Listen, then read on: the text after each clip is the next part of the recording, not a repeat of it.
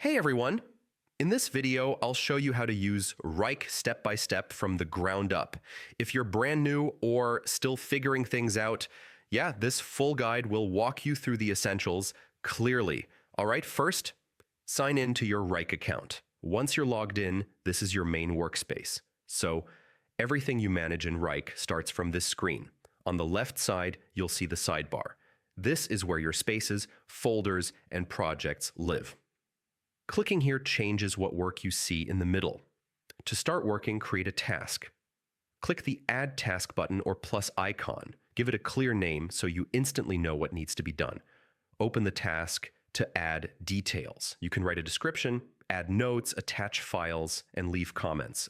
This keeps everything related to the task in one place. Next, assign the task to yourself or a teammate and set a due date.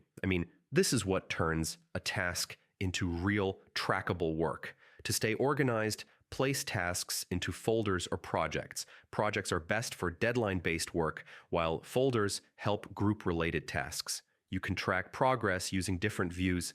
List view shows details, board view shows task stages, and timeline view helps with planning. So choose what fits your style.